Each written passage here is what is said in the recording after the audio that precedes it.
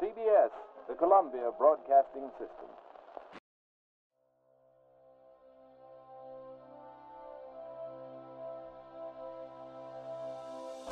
Tonight, a special edition of CBS Radio News, The United Nations in Action, a live-running series hosted by Larry Lesueur. Good evening, everyone. I'm Larry Lesueur, and you're listening to CBS Radio News, The United Nations in Action. Tonight, in Paris, the Third Committee voted to make the human rights draft a covenant.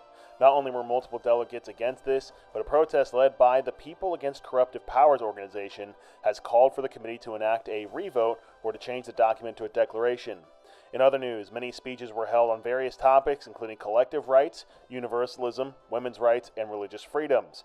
Discussions in intermission and after the speeches concluded were intense, with delegates speaking with heated passion. Finally, Alexei Pavlov of the USSR responds to recent information that came out involving Jamil Baroody, who looked into potentially removing the Soviet Bloc's voting power before deciding to forego this plan. We will pause for a quick break. You're listening to CBS Radio News, The United Nations in Action.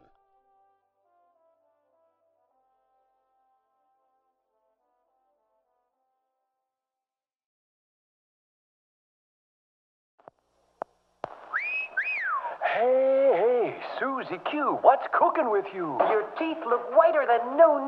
My teeth aren't new, but my toothpaste is new Pepsodent. Get with it, kids. New package, new flavor, new formula, too, means brighter smiles for me and you. You'll wonder where the yellow went when you brush your teeth with Pepsodent. The new formula with IMP gets teeth much whiter. You can see it cleans the stains and film away, while Irium fights tooth decay. You'll wonder where the yellow went when you brush your teeth with Pepsodent. The taste is new, so fresh and clean. That new taste really lasts, it's keen. And while it makes your smile a rave, it also makes your breath behave. So start going steady right away with Pepsodent. Get some today. You'll wonder where the yellow went when you brush your teeth with Pepsodent. Pepsodent, Pepsodent.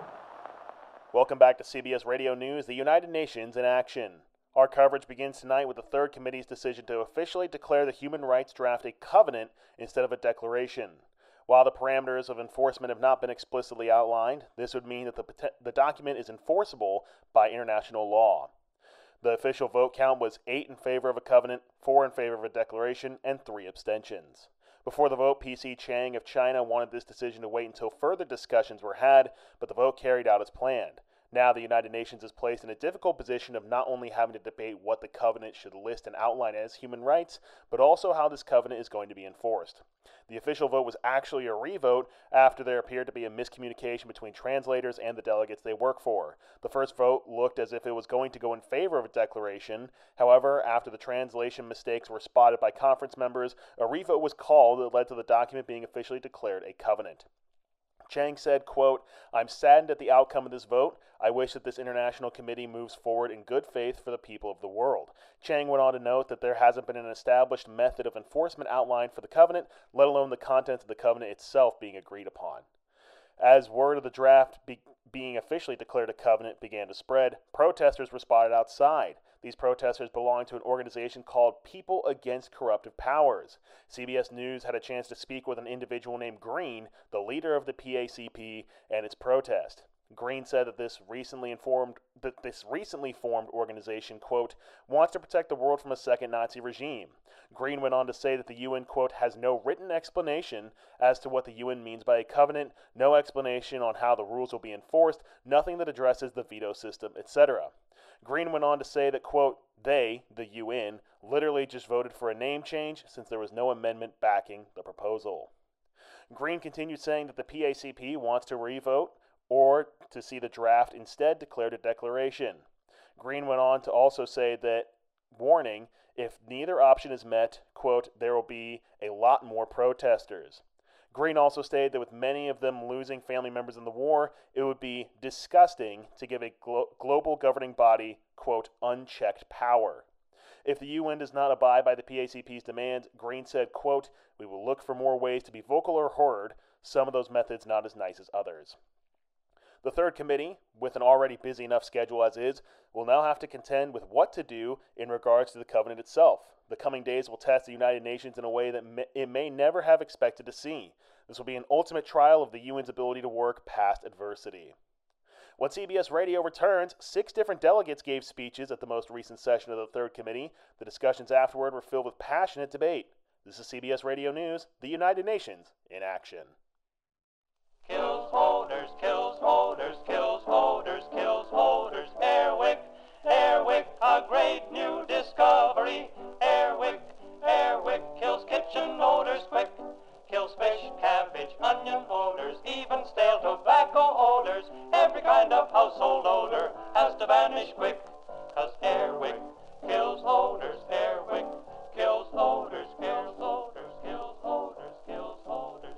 Sure, folks, Airwick. It's the little bottle with the magic wick that kills unpleasant odors, whether fish, cabbage, onions, cauliflower, or from burned foods. And, of course, in the living room, Airwick keeps the odor of stale tobacco smoke out of upholstery and draperies. And, you know, Airwick is so simple to use, it's like magic. There's nothing to light and nothing to spray. Just uncap the bottle and pull up the wick. Ask your dealer for Airwick, A-I-R-W-I-C-K. Kills odors, kills odors, kills odors, kills odors, kills. Welcome back, everyone. I'm Larry Lesueur, and this is CBS Radio News, the United Nations in action. 6 different delegates at the UN's Third Committee gave speeches recently as the conference decides what belongs in the recently declared covenant. The first speech came from the USSR's Alexei Pavlov. Delegate Pavlov's speech particularly focused on the concept of collective rights, citing the USSR's very own constitution, saying that, quote, enjoyment by citizens of the rights and freedoms must not be to the detriment of the society or state or infringe upon the rights of other citizens. Pavlov said he believes the USSR's principles should be added to this covenant. He further discussed socioeconomic equality and the USSR's efforts to try to, quote, create a more balanced and collective system. Pavlov would go on to cite controversial sociologist Karl Marx by saying, quote, the proletariat have nothing to lose but their chains. They have the world to win. Pavlov then added that the USSR is advocating for a, quote, collective system and see men and women equal across all socioeconomic classes. The next speech was by Pang Chung-Chang, delegate of China. Chang was adamant about, quote, universalism throughout the covenant. Chang began his speech by highlighting his colleague Chung Solo, a delegate who was part of writing the draft, who said, quote, the word rights in Chinese translates to Chan Li, meaning power and interest. And then Chang stressed the universalism approach once again. Chang's worries circulated around unequal rights and imbalanced enforcement. He continued by noting he agreed with some of Rene Cassin's points made on the first day of speeches, saying that, quote, following the teaching of Confucianism, we are to fulfill our duties to ourselves and to our neighbors, and those such duties are not the same as claiming rights. Chang said the human rights should be given only under the following terms Chung Solo already outlined. He said it should be interpreted to the needs of the people and different circumstances. Chang also went on to say that any culturally specific rights should be left out of the covenant, noting different histories and customs across the globe. Following PC Chang was Jamil Baroody of Saudi Arabia. Baroody focused on religion and national sovereignty. He went on to say that he did not want, quote, noble idealism to infringe upon the authority of our states, and noted Article 3 for his point. Baroody would continue by saying the covenant must be reduced to the most general of rights. He said that Article 16 would, quote, violate the ideals of Saudi Arabian state due to it saying, quote, everyone has the right to freedom of thought, conscience, and religion, end quote.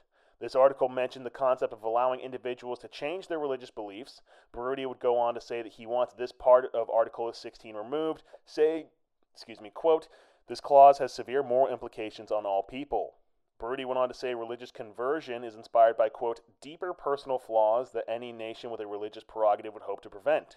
Baroody went on to list what he deemed personal flaws, which included, quote, divorce, premarital sex, a desire to engage in Western libertine culture, and several more desires that undermine the moral fabric of staunchly religious nations. Charles Malik spoke next with a focus on religious rights. Malik noted the atrocities of World War II as a reason to stress religious liberty.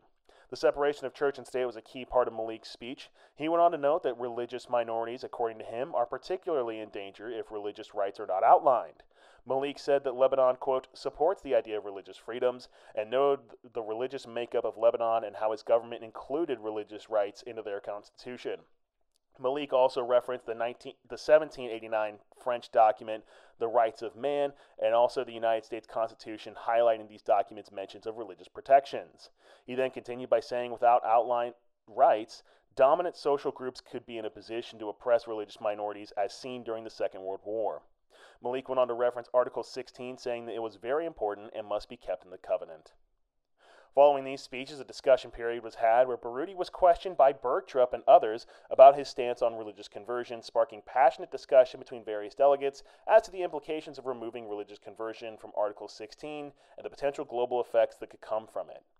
When we come back, 2 more speeches were made, followed by intense debates. You're listening to CBS Radio News, the United Nations in action.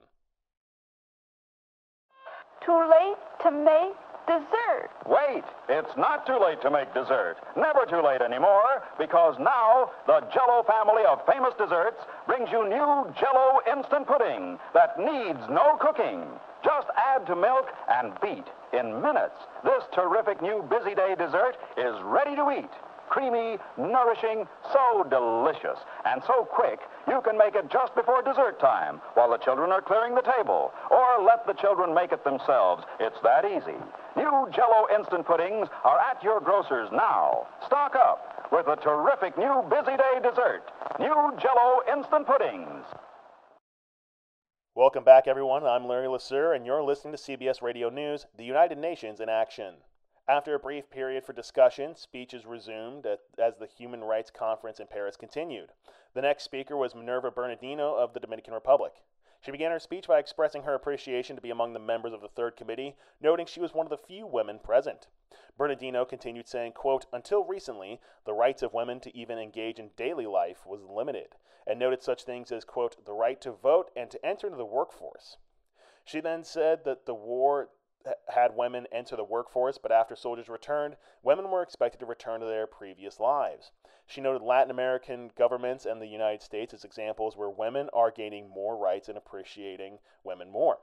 Bernardino referenced the role of women during the war, including their efforts in the workforce, and, quote, in some cases, women even engaging in combat. She then noted different historical examples where women were barred from certain activities and or persecuted on account of being women. Bernardino would go on to say, quote, equal rights in the workplace and in political offices and in everyday life, women must be included in the covenant. She went on to say that across the globe, women are being allowed more opportunities to engage in political practices, but noted that, quote, this is still an uphill battle. She stressed that loopholes in the covenant, such as, quote, all men or all human beings, must be removed or altered, and that the document should explicitly say women as well. Bernardino said these loopholes historically allowed for women to be persecuted or have their rights limited.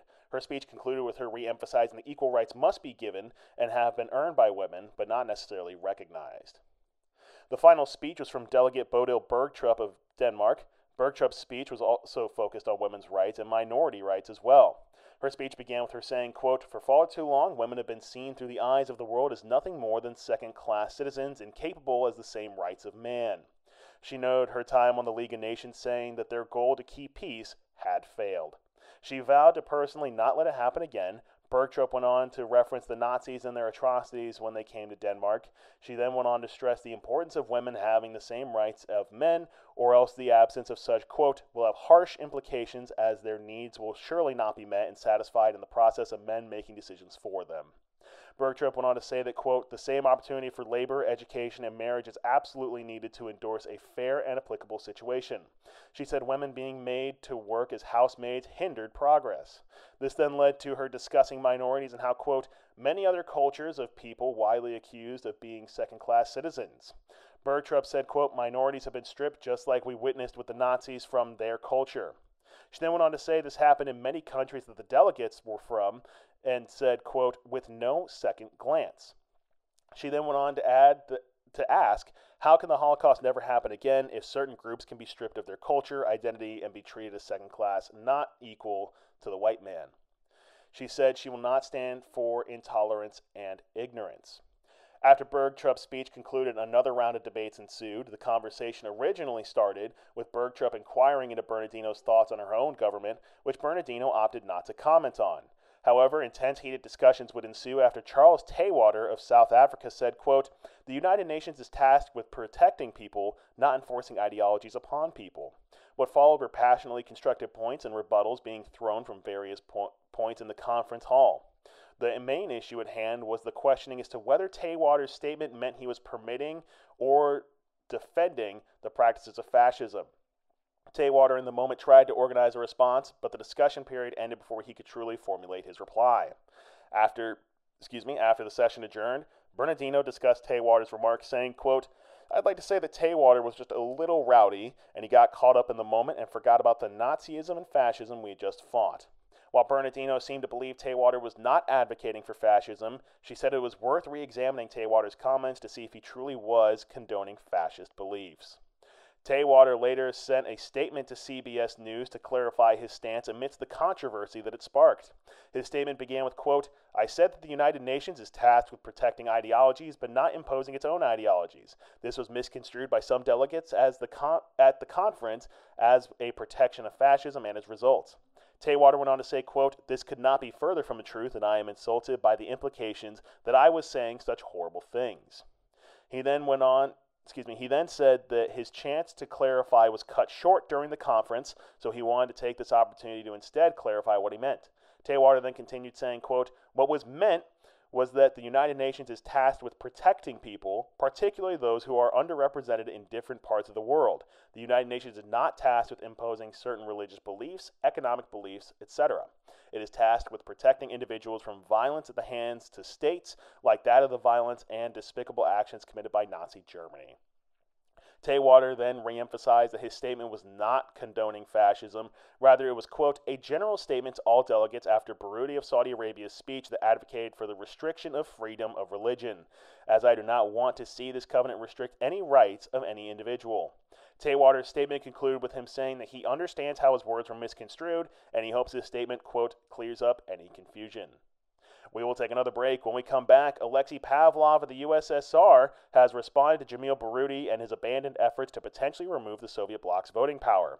You're listening to CBS Radio News, the United Nations in action.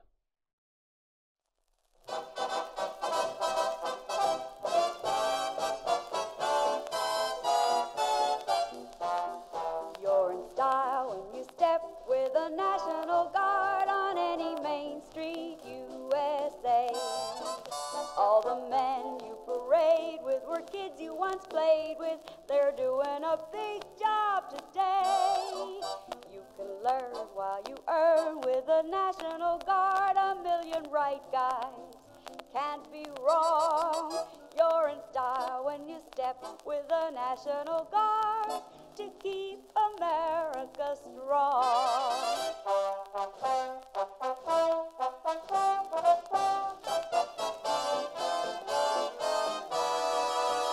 You're in style when you step with the National Guard to keep America free.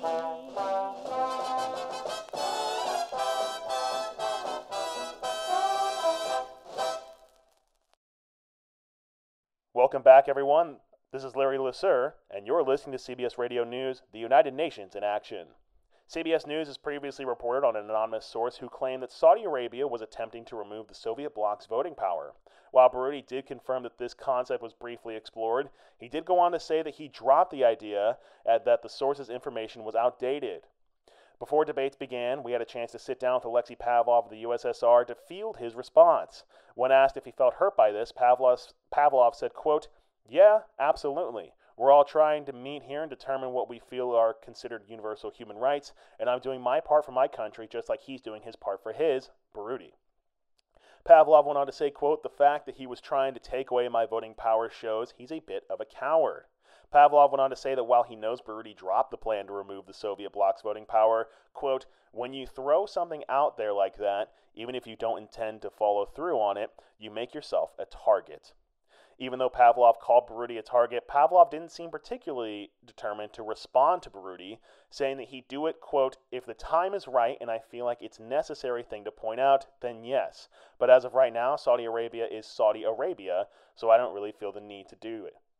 Pavlov concluded saying that he has more important things to focus on, including the U.S., France, and bigger countries that actually matter. The next day of the conference is set to be a very important one. With the draft being officially declared a covenant, the third committee not only has to finalize what rights are included and how they will be phrased, but also how the document itself will be enforced on such a global scale. After a presentation of any potential amendments and a brief voting period, the next speakers are set to continue discussing various parts of the document. The expected speakers for tomorrow are Walter Francis White, former First Lady Eleanor Roosevelt, Leonid Kaminsky, Franz Rudolf Bienenfeld, and Ostragisilo de Ataide. Points for debate will be held halfway through speeches and then after speeches have concluded. That's going to do it for today's edition of CBS Radio News, the United Nations in Action. For CBS Radio News, I'm Larry Lesueur. Good night, everybody.